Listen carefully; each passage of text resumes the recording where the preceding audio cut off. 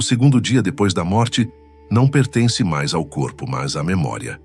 O calor já desapareceu completamente, drenado daquele aglomerado de carne que antes respirava.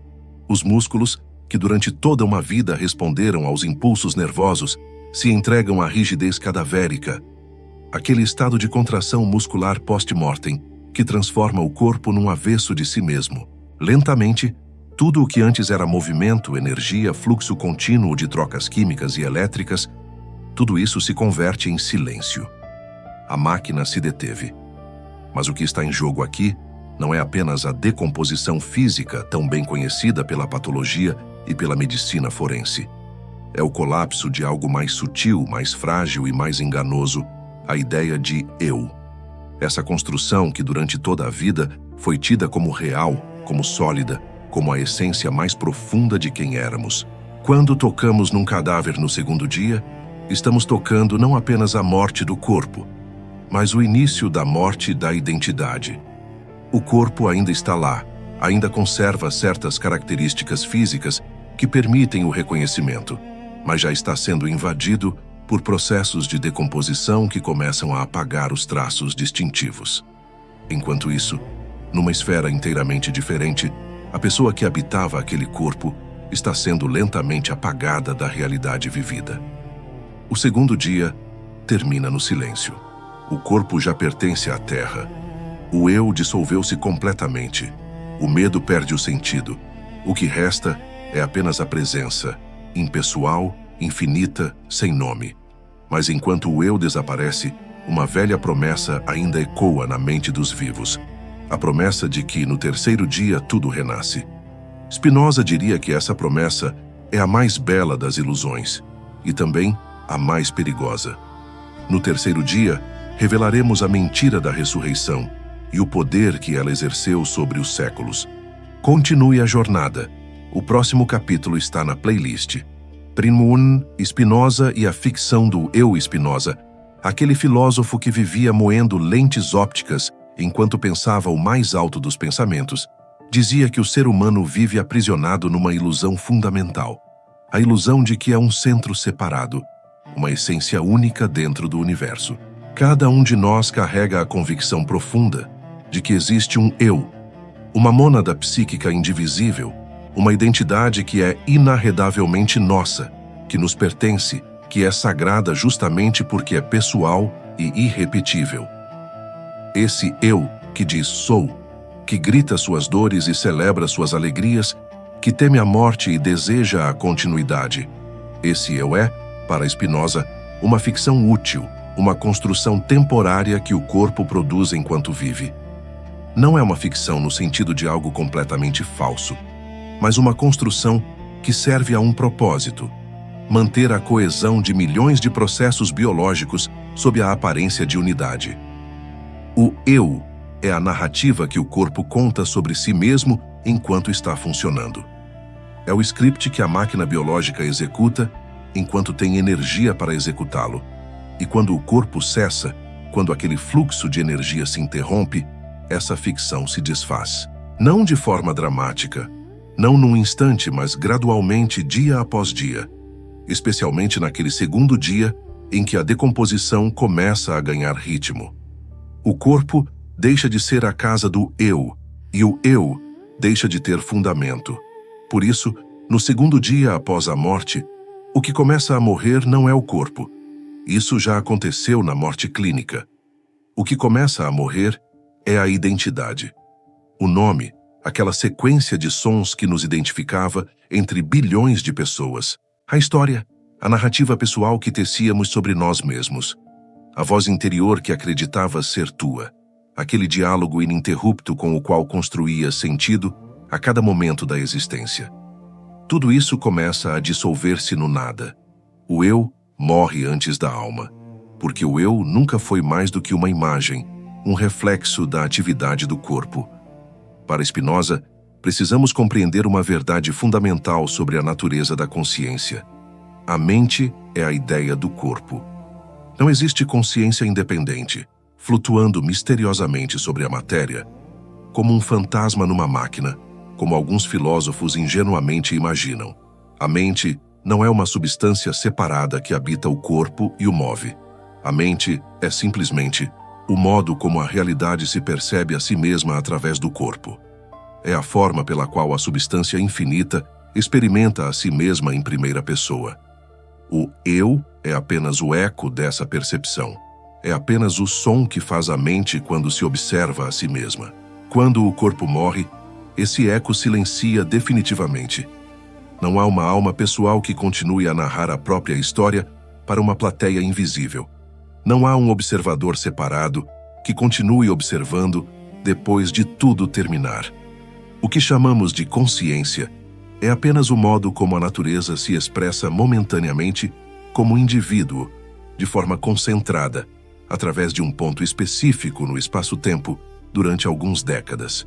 Quando essa forma cessa, quando aquele corpo particular deixa de existir, a natureza continua. O todo permanece intacto e plenitude, mas o eu desaparece completamente. Não porque tenha ido para algum lugar, para o céu, para o inferno, para outra dimensão, mas porque nunca existiu como entidade separada. Dissolveu-se na totalidade do ser, retornou ao estado anterior de não diferenciação. É aqui que a filosofia de Spinoza se torna quase brutal em sua honestidade. Ele arranca de nós o último consolo que as religiões oferecem ao longo de milênios: a continuidade pessoal. Todas as teologias, do cristianismo ao islamismo, do hinduísmo ao judaísmo, todas elas precisam de um tu eterno, de uma alma que siga existindo de forma ininterrupta, sendo julgada, recompensada ou punida por um poder cósmico. Sem essa promessa, sem essa esperança de continuidade pessoal, a estrutura de poder que as religiões constroem desmorona por completo. Porque o que mantém os fiéis em linha é exatamente isso: a promessa de que as ações têm consequências eternas, que a morte não é o fim, que há um observador cósmico que vê cada ato e registra cada pensamento.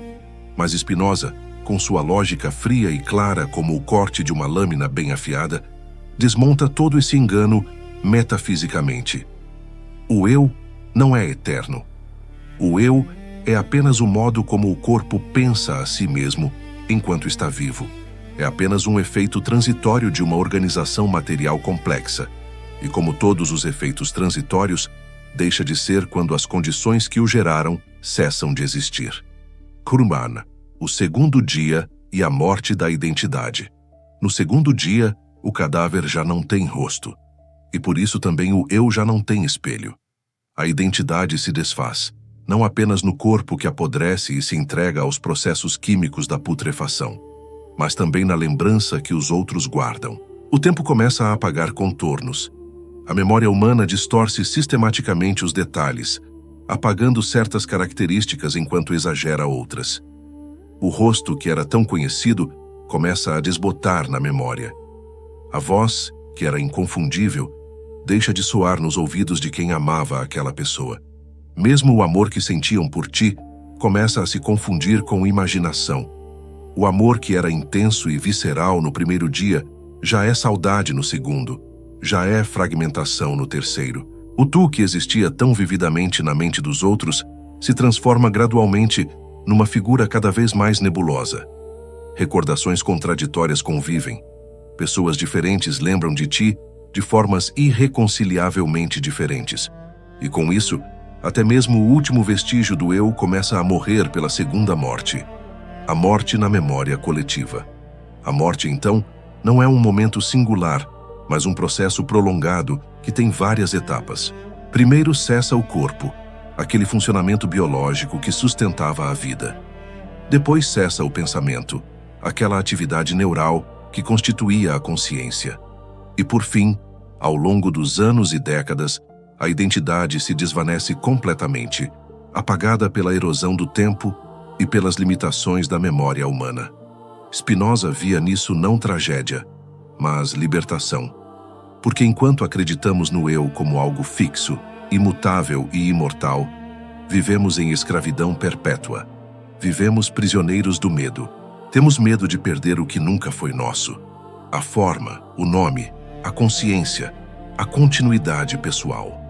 Passamos toda a vida agarrados a algo que é por natureza transitório, resistindo à mudança que é a única realidade constante.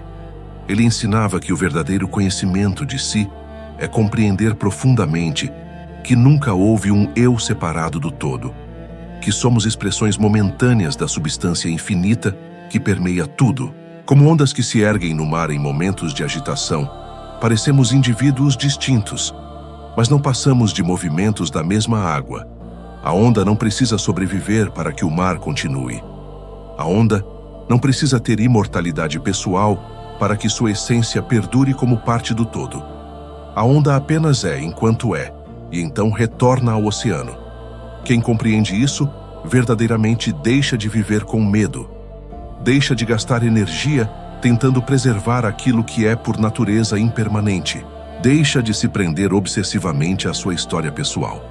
E nessa libertação, curiosamente, encontra uma paz que os buscadores religiosos passam a vida inteira procurando em vão. Essa ideia é absolutamente intolerável para a religião institucionalizada, porque a religião se alimenta fundamentalmente do medo de deixar de ser. Precisa que o crente acredite que o eu continuará após a morte para poder oferecer-lhe um destino, um propósito cósmico. Céu ou inferno, salvação ou castigo, reencarnação ou nirvana. Todas essas promessas e ameaças dependem de um sujeito que sobreviva à morte e que, portanto, possa ser julgado, recompensado ou punido. Mas se o eu desaparece com o corpo, a quem punir? A quem salvar? A quem prometer glória? A quem vender indulgências? A quem oferecer a promessa de vida eterna? O sistema desaba completamente. Sem a crença na imortalidade pessoal da alma, toda a economia moral do poder religioso se torna obsoleta. Os sacerdotes não têm mais o que vender. As instituições não têm mais como exercer controle através da esperança e do medo. E é por isso que Spinoza foi chamado de herege, não apenas pela Igreja, mas por praticamente todas as autoridades religiosas da sua época. Não porque negasse Deus explicitamente, ele falava frequentemente de Deus, embora não um Deus pessoal ou moral, mas porque negava a propriedade privada da alma, a ideia de que cada pessoa tem uma posse exclusiva e eterna de uma alma que lhe pertence. Para as religiões, isso era uma forma de ateísmo pior do que qualquer negação explícita de Deus. O segundo dia após a morte é o dia do desvanecer completo. É o dia em que o eu começa a desaparecer não apenas da carne que se decompõe, mas da ideia, do conceito, da possibilidade de ser recordado com precisão. É o momento em que a consciência pessoal, mesmo na memória dos vivos, se torna cada vez mais ruído, sombra, fragmento irreconhecível. Os contornos da identidade, que ainda eram visíveis no primeiro dia, começam a se dissolver irremediavelmente. E, ao mesmo tempo, paradoxalmente, é o instante exato em que a natureza recupera o que sempre foi seu. O corpo volta à terra, seus componentes químicos retornam aos ciclos biológicos da natureza, alimentando vermes e bactérias, eventualmente tornando-se nutriente para plantas e árvores. O eu se dissolve na totalidade, não como aniquilação, mas como reintegração. O indivíduo deixa de ser o centro de tudo, deixa de ser o observador privilegiado do universo, deixa de ser alguém, mas nesse processo deixa também de ser alguém em oposição ao todo. Torna-se contexto, paisagem, parte do pano de fundo da existência. E nisso há uma beleza serena que ninguém quer ver, uma libertação profunda que ninguém quer reconhecer. A beleza de não ser mais separado, de não ser mais um ponto isolado de consciência lutando contra a totalidade. A liberdade de não ser mais responsável, não ser mais julgado, não ser mais ninguém.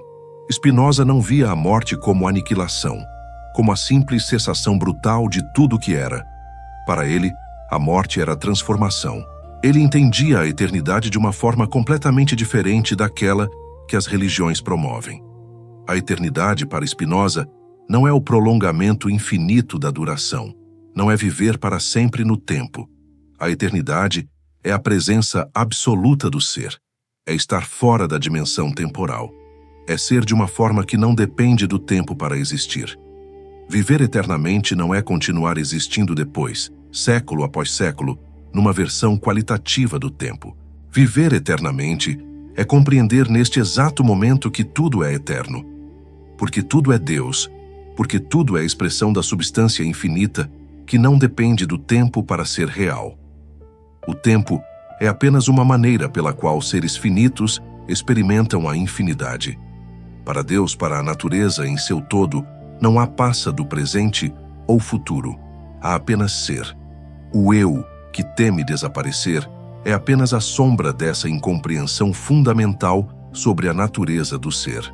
É o resultado de estar aprisionado na duração temporal, no fluxo perpétuo da mudança, na ilusão de que o ser pessoal é de alguma forma separado do ser universal. Quem entende isso verdadeiramente, quem consegue experienciar isso intelectualmente e, eventualmente, visceralmente, dizia Spinoza, vive sem medo, e por isso vive livre. Pela primeira vez numa vida humana, vive livre. O segundo dia, então, marca o fim da identidade e o início da verdade. O eu que sustentava o medo do inferno, o orgulho doentio, a culpa neurótica, o desejo desesperado de salvação, esse eu deixa de ter qualquer fundamento real. Quando esse eu morre, quando o corpo cessa de produzi-lo, o poder da religião institucionalizada enfraquece imediatamente. Porque já não há ninguém a ser controlado efetivamente. Não há uma alma imortal a ser manipulada através do medo e da promessa. O medo perde o alvo. O poder não sabe mais a quem ameaçar, porque a ameaça de punição eterna só funciona se houver um tu que será punido.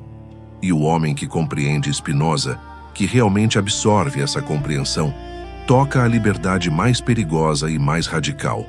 A liberdade de não existir como centro, não existir como sujeito separado, mas apenas como parte do todo, como um modo expressando a infinita criatividade da substância. A Igreja sabia muito bem que essa ideia era explosiva.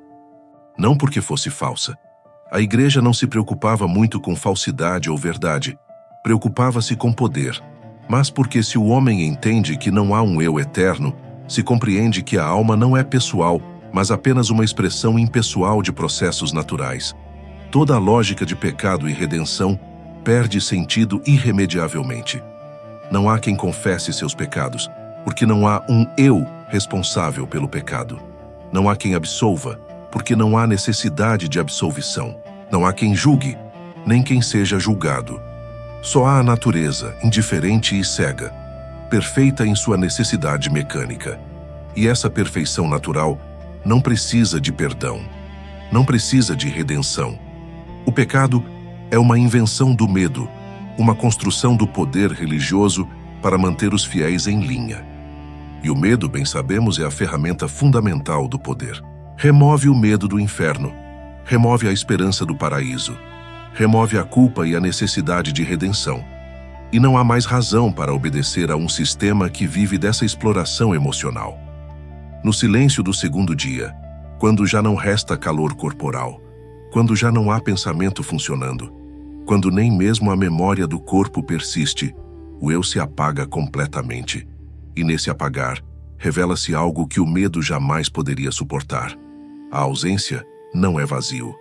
A ausência é plenitude. O que se dissolve não cai no nada. Não é aniquilado no sentido de deixar um vazio atrás de si. O que se dissolve regressa ao todo. O que desaparece como indivíduo permanece como expressão da substância. O que morre, na verdade, é apenas o limite, apenas a ilusão de separação. E ao morrer o limite, revela-se o infinito. Esse é o ensinamento que Spinoza deixou escondido nas entrelinhas da sua Ética, aquela obra maior que os estudiosos passam décadas tentando compreender. A alma que a religião tanto venera, que decora com cores, sentimentos e narrativas, não é uma entidade separada e substancial. É apenas o corpo pensado, a mente funcionando, o modo pelo qual o universo se observa a si mesmo através de um ponto específico no espaço e no tempo. Quando isso cessa, quando aquele corpo particular deixa de funcionar, o divino não desaparece. O divino apenas muda de forma. deixa de ser expressado através daquele indivíduo particular, mas não desaparece. Continua expressando-se através de bilhões de outros pontos de consciência. O segundo dia, portanto, não é o fim do ser, a aniquilação completa da realidade. É o fim da ilusão de ser alguém, de ser um centro separado e importante no universo. É a morte da ficção do eu. E talvez seja justamente isso que mais aterroriza a humanidade. Não o fim do corpo, pois a morte física é natural, esperada, compreensível dentro do ciclo biológico. O que realmente aterroriza é o fim do eu. A percepção de que tudo aquilo que constituía minha pessoa, minha identidade única, meu sabor particular no universo, vai simplesmente deixar de existir. É o pior dos medos. O medo de nunca ter existido realmente, apenas uma ilusão temporária produzida pela matéria. Spinoza responde essa questão existencial com uma elegância brutal. Se não há um eu, se não há um centro permanente e imortal de identidade, então quem ama, quem sofre, quem tem medo? A resposta é: o amor, a dor e o medo existem, mas não pertencem a ninguém. São modos da natureza, expressões da substância infinita. Eles existem, mas não como propriedade privada de um eu. São o modo como o todo se sente através de suas partes. Não há propriedade no sentir, como não há propriedade na luz. A luz ilumina tudo, mas não pertence a ninguém. A dor dói, o amor ama, mas não como propriedade de um indivíduo. A conclusão do segundo dia. Assim, termina o segundo dia. O corpo já se entregou completamente à terra. Já começou o longo processo de retornar aos seus componentes fundamentais. O eu já se dissolveu na lembrança distorcida dos vivos. Já deixou de ser real mesmo para aqueles que o amavam. E o medo começa gradualmente a perder o seu domínio absoluto.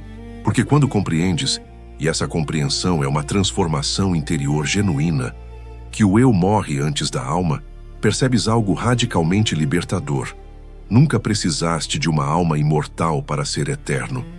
Nunca precisaste de continuidade pessoal para ter significado. A eternidade não é pessoal, é universal. Pertence a tudo que existe, não apenas ao indivíduo. A eternidade é estar conectado com a infinidade. É compreender que você não é separado do todo, que você é o todo experimentando-se a si mesmo num ponto específico da realidade. E essa verdade, embora destrutiva para o ego, para o eu que se apega à ilusão de separação, essa verdade é também libertadora. Pois o que morre é apenas a prisão, e o que permanece é o todo, infinito, eterno, completo. Spinoza não te convida a esperar passivamente por um céu que virá depois, mas a abrir os olhos agora. Ele não promete salvação pessoal num outro mundo, promete entendimento neste mundo. E quem entende verdadeiramente já não teme. Porque compreender, para Spinoza, é a forma mais alta do amor. É estar em unidade com a realidade tal como ela é. E o amor, na filosofia dele, não é um sentimento privado. É o próprio olhar de Deus sobre si mesmo. É a consciência do infinito se experimentando a si mesma. No segundo dia após a morte, o eu se desfaz completamente, mas o amor permanece. Não como sentimento humano individual, mas como presença infinita que nunca começou e nunca terminará. E assim, no fim do segundo dia, o que resta é silêncio. Não o silêncio aterrador do nada, mas o silêncio profundo da unidade. O eu morreu, mas a eternidade continua respirando em tudo, em todas as coisas, em você agora mesmo.